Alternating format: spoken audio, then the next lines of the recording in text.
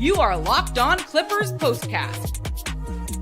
Part of Locked On Sports Los Angeles on the Locked On Podcast Network. Your team every day.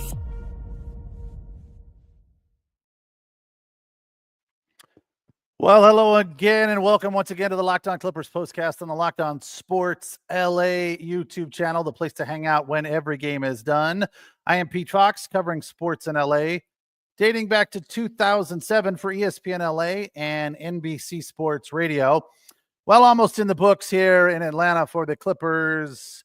What ultimately turns out to be a pretty nice win. Started off kind of ugly, and I think that's what we're going to be talking about. This is what you'll be talking about. I look at this game and I go, yeah, they played well in the second half. Huge third quarter. Nice finish, running through the tape. That was good to see. But the inconsistency in the first half was a lot. And I don't love that. I feel like these nights off for Kawhi Leonard right now, Ben Simmons kind of sprinkled in here and there, is not a good look for them. When are we going to get to a point where we're locked in on the rotation? That's the biggest deal, right? You look at this team and go, all right, again, we've said this over and over again. We're at this point of the season, we kind of know what we've got, I think. I'm not 100% sure, but I feel like we know what we've got as it just goes final. 121-98 in the ATL at the Highlight Factory. I don't know if they still call it that, but I always found that to be kind of annoying. It's like, I know that they had Dominique Wilkins and, they have players. They do still, but, I think that came from Neek, who's now on the broadcast over there in Atlanta, but that's what they used to call that place. They probably still do. The Highlight Factory. I just thought it was a little cheesy. It's like, really? I mean, come on. Are you a little confident there? You haven't won a title. Or if you have, it was 100 years ago. I don't even remember. Have the Hawks won a title? I don't think so. So anyway, nice win for the Clippers there. But I look at it and I say, all right, they need to find some consistency in the rotation. We cannot be giving Kawhi Leonard nights off. They have to get these wins right now. They are meaningful. And these games are important down the stretch here. They have to get on a run. They cannot afford to win two, lose two, win two, lose two, win two, lose two. I mean, losing to the Pelicans, and like if this run, and I'm sorry, I know I'm nitpicking, but that's what we do here on the POSTCAST. We come in and we break it down when the game is over, right? And tonight I look at this game and I go, nice win, confident, dominant, 119-104. But you look back and you go, nice win over the Pistons. Beat the Knicks. That's huge. The Knicks are good. Beat the Kings. That's good. But you lose to the Pelicans, right? That is just not good enough. You got to win that game. That would have been 5 in a row. And that's essentially, in my opinion, what we're looking for. What we need from this team right now is them to go on a run and get some big wins, extend this winning streak. But I look at the first half and I say, not getting the ball to Zoo enough, Midway through the second quarter, Zubac had 2 shots. Really? Are you kidding me? That just can't be, right? Lots of turnovers. Weak second quarter. They just couldn't find any rhythm or consistency. And again, that is just not okay. It's very, very inconsistent what we're seeing from this team right now. When it was all said and done, biggest lead for the Clippers, 23. They had a 19-point run. Let's look at those points in the paint. Clippers won that one 64-52. Second chance points, 8-4 to Atlanta. That's not terrible. And fast break points, Clippers 23, Atlanta 18. So those numbers are okay. Harden's aggressiveness to the rim, I like to see that. That was nice. And I think we need to see more of that. The Hawks were banging down threes and the Clippers were just kind of, okay, fine, standing around watching it happen. And that's, to me, something that right now, not a huge big deal. But as we get towards the playoffs, it's going to be a bigger issue. You cannot give an inch. I look at this game and I feel like, I'm nitpicking on the first half, which is kind of inconsequential after a 35-8 third quarter. 35-8. The Hawks were 4 of 23. And a lot of that was based on the Clippers defense. So you have to give them credit there. Big steal and a 3 by Kawhi Leonard in the third at the 8-minute mark. Let's do this real quick because this, without a doubt, is time to reveal where the game was won or lost. It's the turning point. Yeah, that's it for me. It's not often where it's like the third quarter and you're like, that was huge. That's what they needed. And let's hope that is where it all turns in favor of the Clippers, and it did.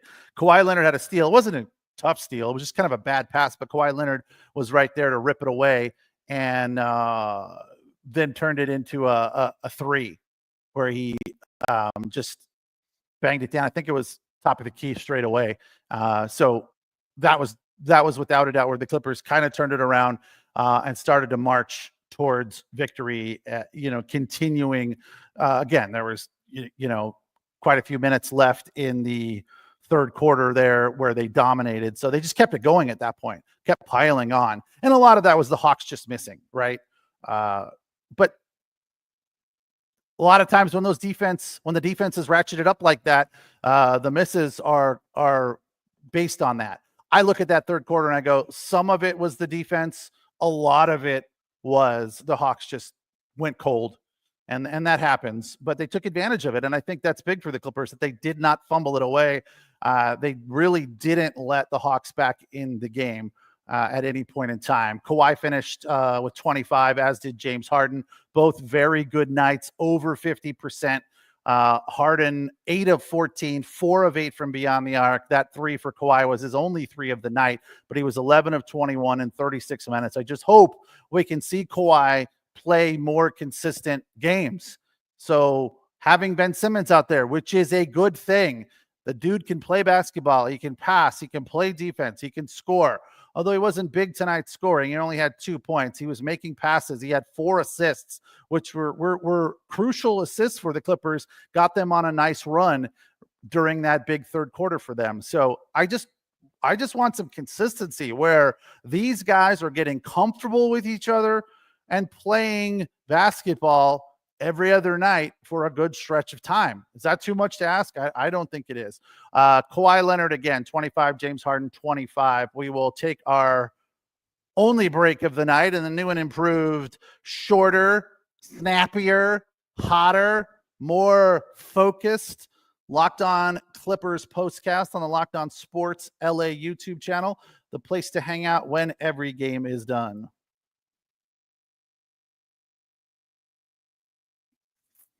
All right, tonight's episode of the Locked On Clippers postcast is brought to you by FanDuel. Where are those scripts? I put them on a computer and now I can't find them.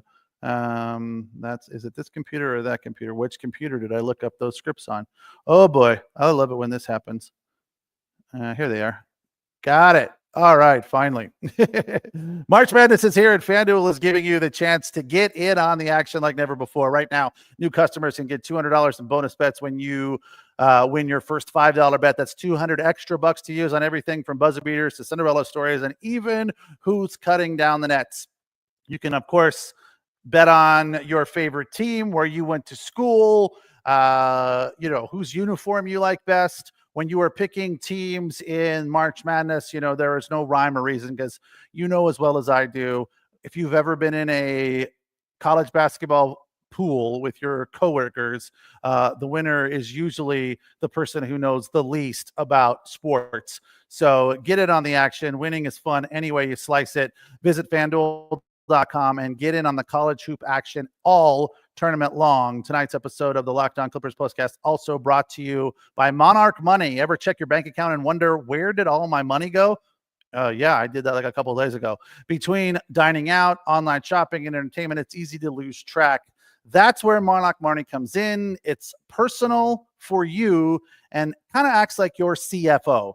which stands for Chief Financial Officer, if you were curious, giving you full visibility and control over your finances. Monarch Money isn't just a budgeting app. It's a complete financial command center. You can track all of your accounts, investments, and spending in one place. So you stop just managing your money and start building wealth. One of the cool things about that to me is it's just more relaxing. You don't have to stress when you're out to dinner or you're at a store with your daughter who loves to buy sweatshirts and shoes.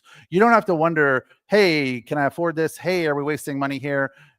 Hey, is this credit card past due? You can look at it and go, I know it's all under control because someone like Monarch Money is managing it for me and will send me, notices to say, hey, you got to pay this bill, or you're a little overextended here or there, et cetera, et cetera. So this is a very, very helpful tool. Take control of your finances with Monarch Money. Use the code LOCKEDONNBA at monarchmoney.com for 50% off your first year. That's monarchmoney.com. Code LOCKEDONNBA for half off your first year.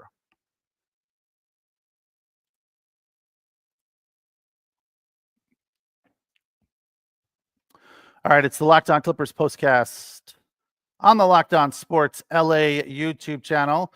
Place to hang out when every game is done. Batum, a +7 with 11 points, 4 of 8, 3 threes for him. Zubac, another dominant night, but his double-double streak comes to an end as he had 18 points, but only 6 rebounds. I believe that's 11 or 12 in a row for him, but another night. He only missed one shot. Very, very solid. As I said, though, a lot of that, I mean, the double-double would have been there had they gotten him the ball more in the first half. Midway through the second, he had 2 shots. That's just not enough. Third quarter, though, things turned up in the defensive end of things, and that was a big part of what went into this win for the Clippers. The Hawks were 0 for 6 to start that quarter and finished with just 4 baskets, 4 of 23. They had 8 turnovers in one quarter, and conversely for the Clippers, a really nice night in the turnover department. 13 in total, 6 of which were from James Harden. Everybody else very, very clean. But again, we'll take 6 from James Harden if you're putting up 25 as he did tonight. Off the bench, Derek Jones Jr., 5 of 10, 23 minutes. 0 for 4, though, from beyond the arc. I don't know that we should expect that from him, but I feel like we're getting a little bit more comfortable with him hitting 1 or 2 threes a night. So that was a little bit unfortunate. Amir Coffey, 23 minutes, 5 of 9, 2 of 3 from beyond the arc for 12 points.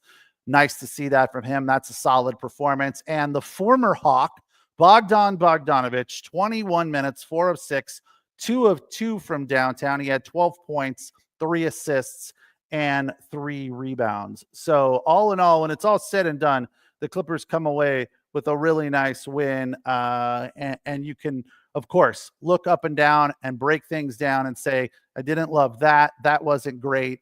But all in all, I'm just kind of stuck on the fact that this inconsistency is right now maybe not a huge problem, but it is going to be if they do not figure out a way or make a concerted effort to become more consistent.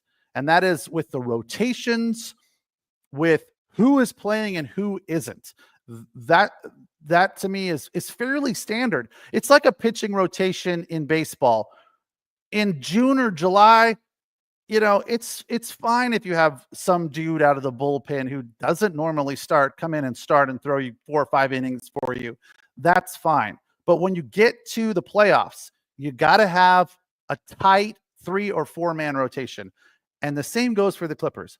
I look at this bench and I say, what's the rotation going to be in the playoffs? Obviously, no new players are going to be in. So we look at what we've got now. Derek Jones Jr., Amir Coffey, and Bogdan. Those guys have to get minutes like they did tonight. 20 plus for all 3 of them. Now, I'd like to see more from Ben Simmons. I don't know if he's capable of it health-wise, physically, but if he's out there more, I think that's a good thing for the Clippers. So those 3 dudes off the bench, Maybe a few minutes from Eubanks is okay. I like every time he's out there, I feel like he plays hard. But Jones Jr., Bogdanovich, and Amir Coffey have to come off the bench and produce. And then you hope that Ben Simmons can as well. And maybe these are your starters. Maybe Batum is a starter for them. I don't have a problem with that. I mean, I know he's old, but the dude can shoot. And he's one of those guys that just makes things happen. Honestly, I feel like more than anything, we just need to see more consistency out of Kawhi Leonard. That's not from his play. That is from his time on the floor with the rest of the dudes. 25 tonight is very, very good. 11 of 21 in 36 minutes. Another number I like to see. 6 rebounds, 5 steals. That's a huge defensive performance for Kawhi Leonard. And Zubac's 8 of 9 for 18 points, 30 minutes. James Harden had a plus-minus of plus 24.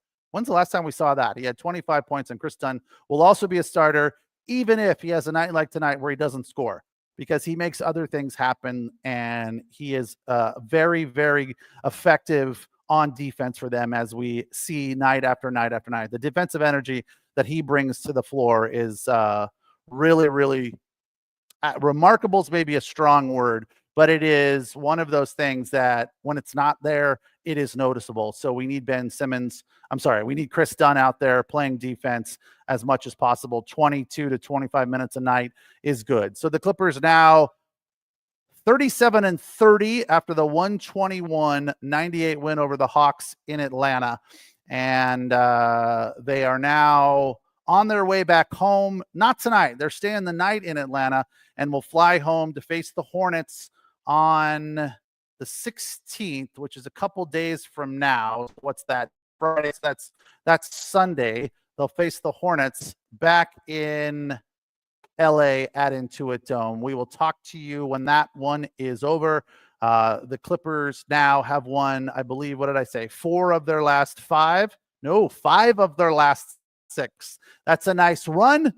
I understand that. And I know I'm nitpicking by saying it would be much nicer if they would have won 6 in a row here, but they're definitely playing well right now. I'm just looking for a little bit more, because I feel like what we've got right now is good for now, but it's not going to be good in the playoffs when the competition is going to be even stiffer. Again, nice win tonight in Atlanta against the Hawks at the Highlight Factory.